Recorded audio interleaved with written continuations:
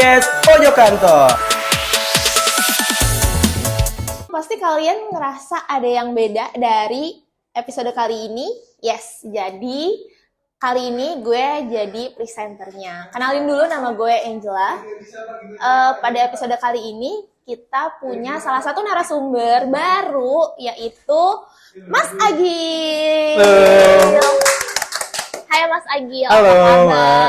Apa kabar? Baik. Gimana nih? Coba mungkin mulai dari perkenalan dulu kali ya, bisa diceritain siapa, dari mana, sebagai apa, hobinya apa, tanggal lahir, kesukaan juga boleh. Silahkan. Oke, jadi aku itu adalah seorang senior backend developer di Jagoan App.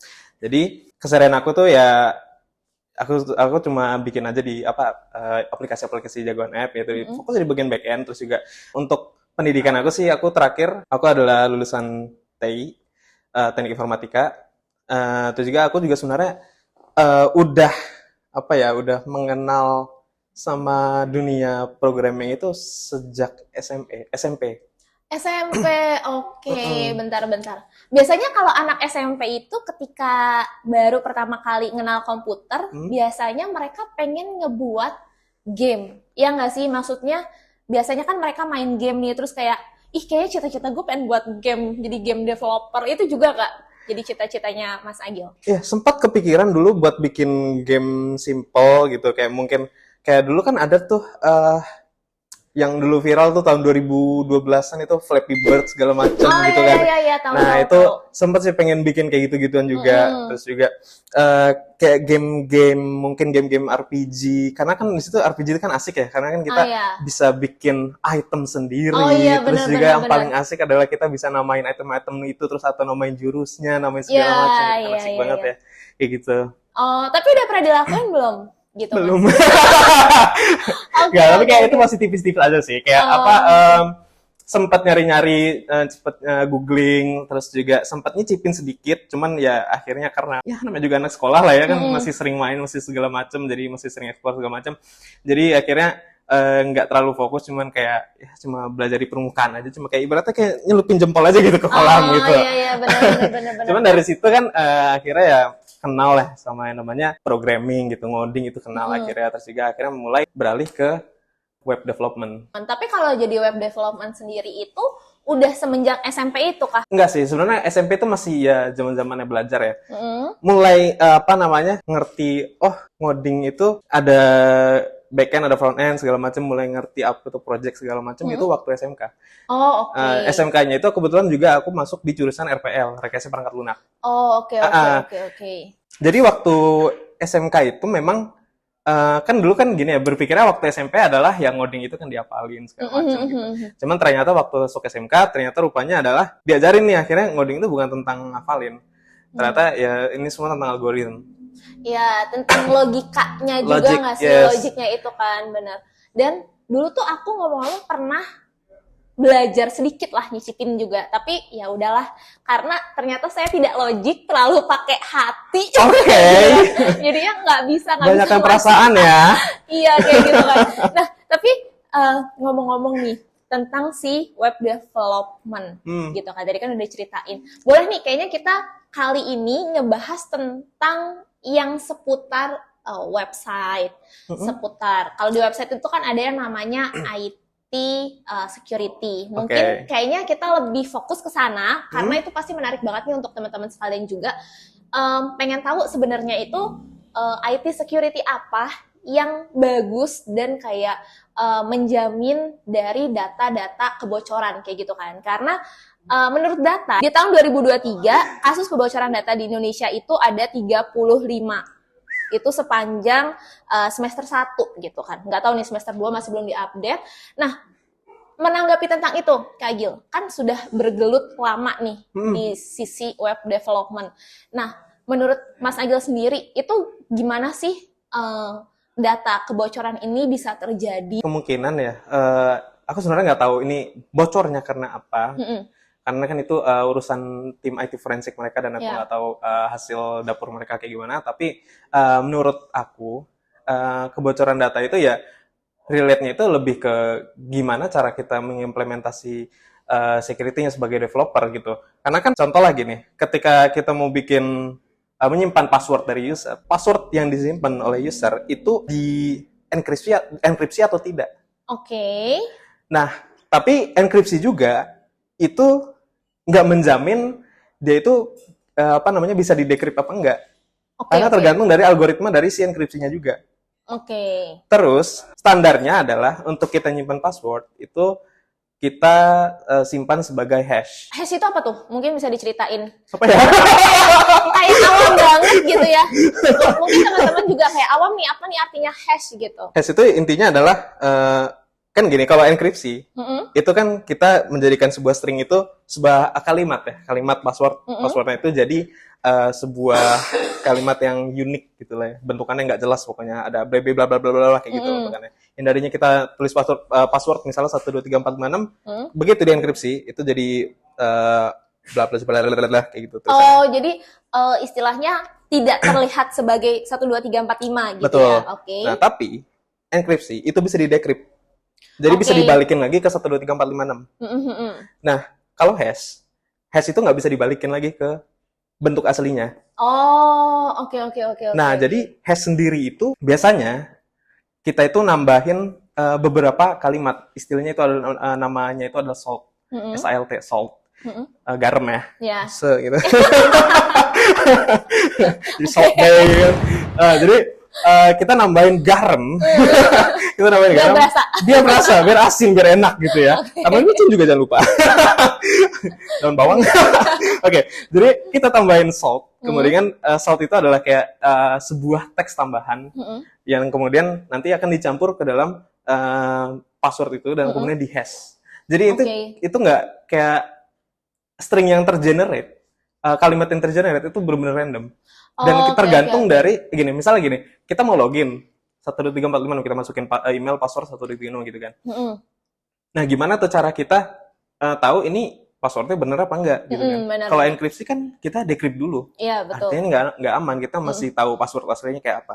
Kalau di hash itu kita cuma membandingkan. Apakah dari hasil hash yang ini sama dengan hash yang disimpan di database kita password.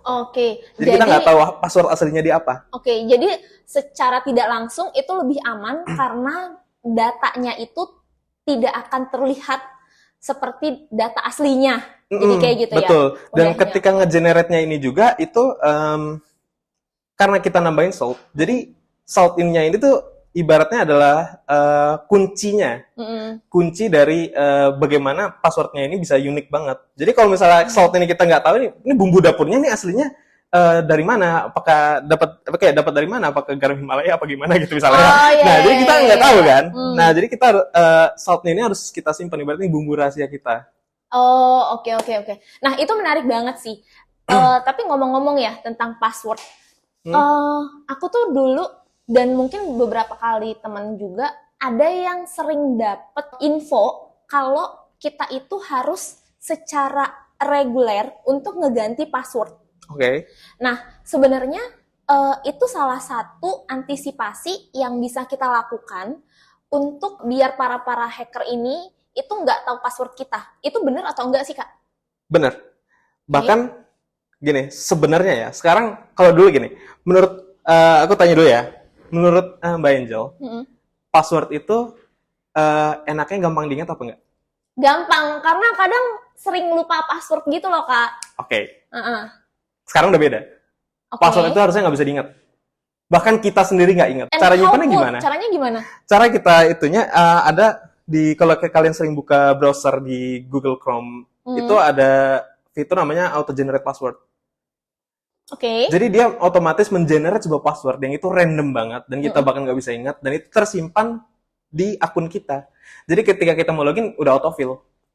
Tapi itu aman nggak sih? Karena kalau kita ngomongin tentang nyimpen password di misalkan di device kita kan ada yang kayak remember this password gitu kan. Nah, sebenarnya itu tuh aman nggak, Kak? Kalau kita accept dengan ya udah kita ingat gitu. Kita simpen di device kita. Aman. Karena kan itu tersimpannya di akun kita langsung. Nah, makanya ada yang nyaranin tadi dibilang kan untuk mengganti password secara berkala.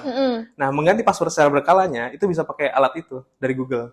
auto Oke, generate oke. password. Jadi kita nggak usah inget-inget password sebelumnya gimana. Soalnya kayak kita disuruh ganti password berkala. Iya. Misalnya password tadi awalnya originalnya ada 1234566, terus kayak disuruh ganti password. Oke, 1234567. Iya, Gitu kan. benar, Jadi kayak benar, masih benar, familiar dengan password sebelumnya. bener. Dan biasanya karena kita lebih udahlah cari gampangnya aja. Iya. Jadi kadang di beberapa platform atau di beberapa website kita tuh ngegunain password yang sama jadinya Ya, gitu kan. nah gitu. Makanya kalau misalnya, katakanlah gini, misal salah satu website, kita mendaftar di website tertentu dengan password 1234566 misalnya. Mm-mm. Terus kita punya akun juga di website B Mm-mm. dengan email yang sama dan password yang sama, Iya. 1234566. Terus yang si A ini kebobol. Dia punya email dan passwordnya. Di website B kita juga sama. Langsung kebobol juga. Kebobol juga, karena kan sama password email dan passwordnya. Iya sih, bener-bener. Ngomong-ngomong tentang kebobolan itu, ada nggak sih Kak kita satu website atau satu platform yang bisa ngeliat nih kira-kira website kita sama password kita itu udah bocor di mana aja tuh bisa nggak sih Kak? Oh bisa. Jadi aku pernah dengar ada website namanya kalau nggak salah Have I Found.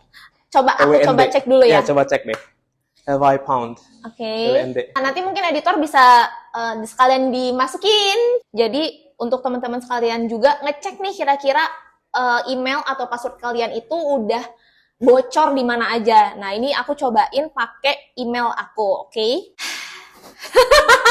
Agak Ada shock berapa ya, yang- Mun. Ada berapa yang bocor? Karena ternyata ada 1, 2, 3, 4, 5. Kurang lebih 5. Nah, dari itu berarti 5 ya? Dan itu 5. website terkenal semua ya?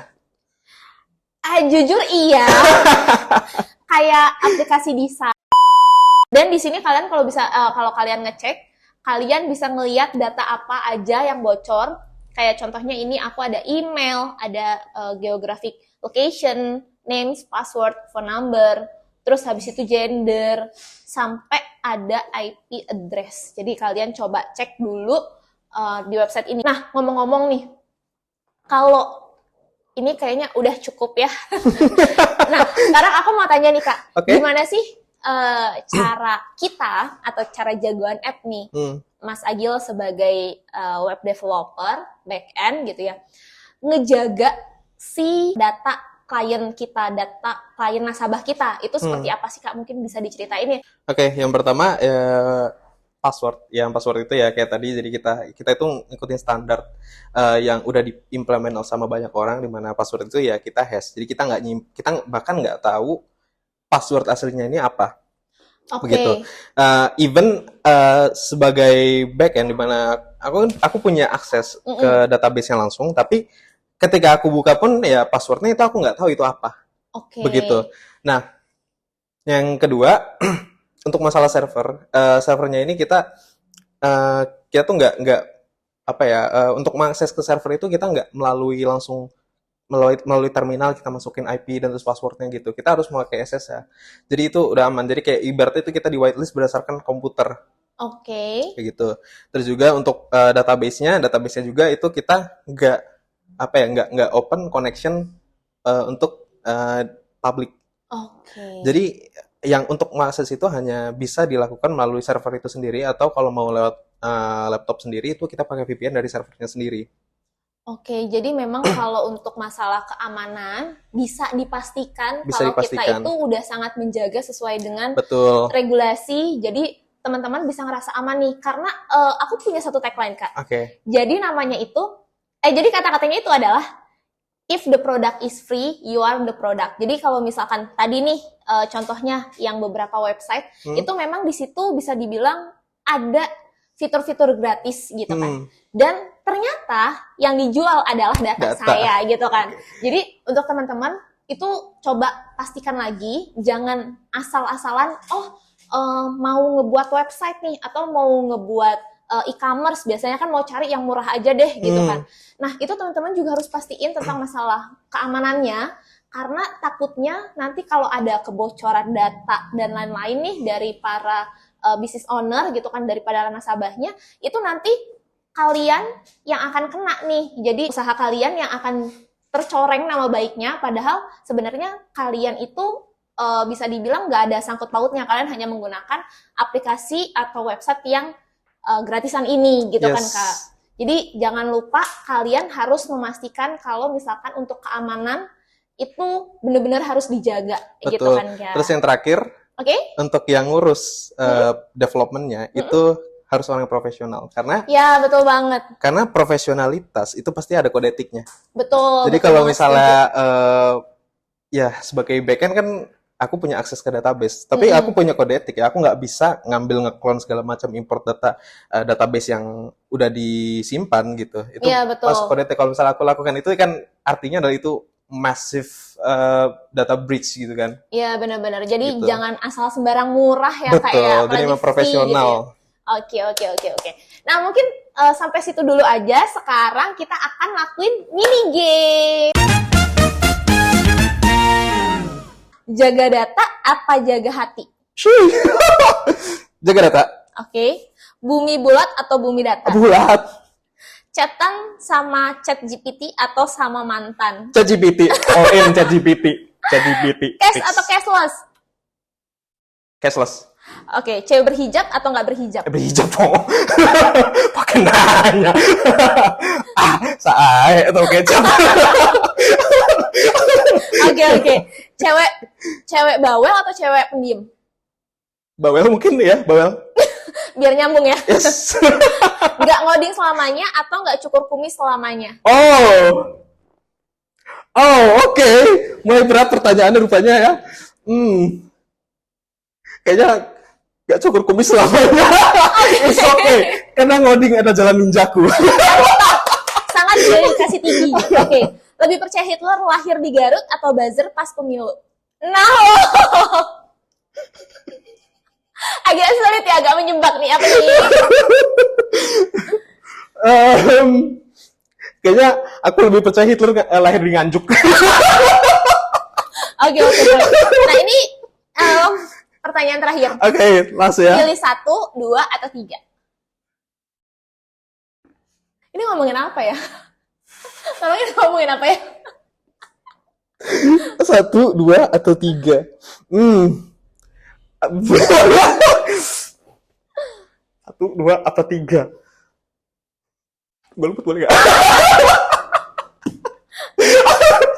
Dulu waktu SD pernah belajar Luber Jurdil. Oke. Langsung, umum, bebas, rahasia, jujur, dan adil. Oke. Gitu, jadi Jadi, rahasia. oke, rahasia. Gak boleh dikasih tahu di sini karena takutnya nanti buzzer lewat. Untung saya milih... Buzzer. Mini gamesnya kan udah selesai nih Kak. Oke. Kita mau nanya ini, tadi kan lebih milih chatan sama chat GPT daripada sama mantan. Mungkin boleh diceritain kenapa tuh Kak? Minum dulu. Boleh. Aduh, seger banget kayaknya kalau minumnya guys ya. Aduh. Biasanya orang yang tiba-tiba minum itu karena merahasiakan sesuatu, teman-teman. Kopi kapal selam, enak. Wah. Kenapa milih ChatGPT atau daripada mantan ya? Ya karena aku kerja pakai ChatGPT juga sebenarnya. Oke. Masa pakai mantan? Siapa Karena tahu mantannya juga web developer. ya udah dibantu gangguin. Ya, intinya ya ChatGPT kan bermanfaat lah. Jangan lebih bermanfaat dari mantan. Oke. Baik. Tapi nggak punya cerita sedih bersama mantan kan? Ya ada, happy kok. Happy. Iya. Bagus. Mungkin boleh diceritain nih, mungkin boleh disampaikan kesan dan pesan di Jagoan App. Jadi selama Mas Agil kerja di Jagoan App dan juga untuk teman-teman nih yang masih belum ngegunain produk dari Jagoan App. Ya, intinya adalah ini Jagoan App itu mantap sih karena yang mendevelop aplikasi-aplikasi yang ada di Jagoan App itu dilakukan oleh profesional. Oke. Contohnya ya kayak saya. Iya, betul.